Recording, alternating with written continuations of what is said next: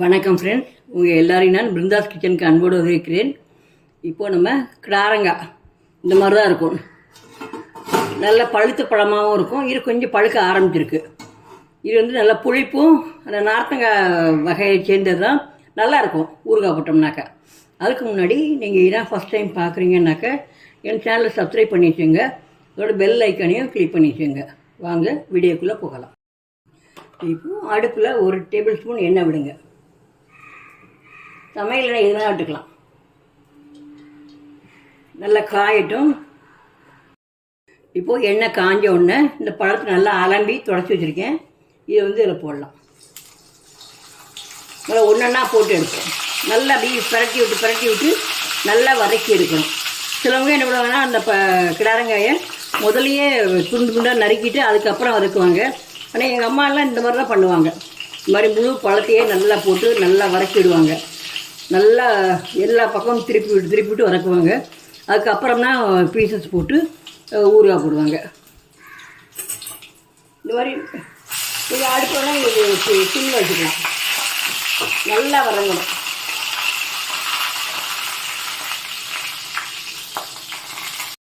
நான் இடையில வதக்கிறத காமிக்கிறேன். இப்படியே திருப்பிகிட்டே இருக்கணும். பார்த்தா எல்லாமே கலர் மாறிடும்.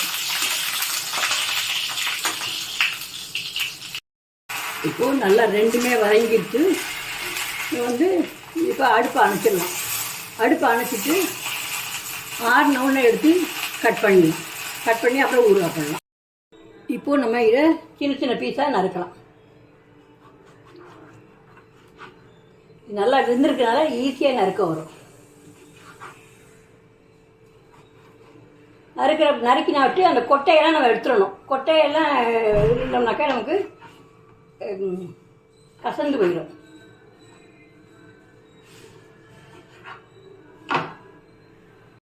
இப்போது நறுக்கியாச்சு. இதில் உள்ள கொட்டையெல்லாம் எடுத்துடணும். அப்புறம் நடுவில் இந்த மாதிரி இந்த தோல் மாதிரி வரும் நடுவில், அதையும் நம்ம எடுத்துடணும். அதையும் எடுத்துட்டு தாளித்து கொட்டணும். இப்போ நம்ம தாளித்து கொட்டுவோம். அதுக்கு நல்லெண்ணெய் ஒரு 2 குளிக்கரண்டி போல் விடுறேன். ஏன்னா இதுக்கு நல்லெண்ணெய் தாளித்து விட்டா தான் ஊறுகாய்க்கெல்லாம் நல்லாயிருக்கும். இதில் கடுகு போடுவோம். வெடிக்கிட்டோம். இதில் மஞ்சள் பொடி, அதுக்கப்புறம் மிளகாத்தூள். அடுப்பு அணைச்சி விட போடலாம். வேணுங்கிற பார்த்து போடலாம்.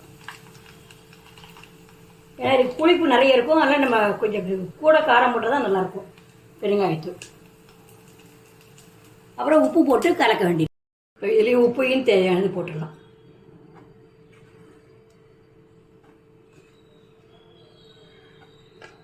முதல்ல தண்ணி நிமிஷமாக போட்டுட்டு அப்புறம் நீங்கள் வேணுன்னா கூட போட்டுக்கலாம்.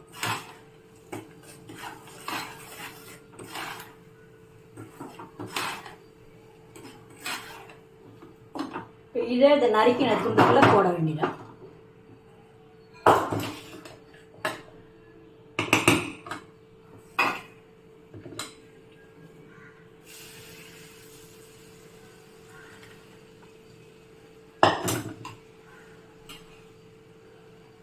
போட்டு நல்லா கலந்து விட்டாக்க கிடாரங்காய் ஊறுகாய் ரெடி. இது வந்து நம்ம சாம்பார் சாதம், ரசம் சாதம், தயிர் சாதம் எல்லாத்தையும் போட்டுக்கலாம். இதில் புளிப்பு நிறைய இருக்கும்.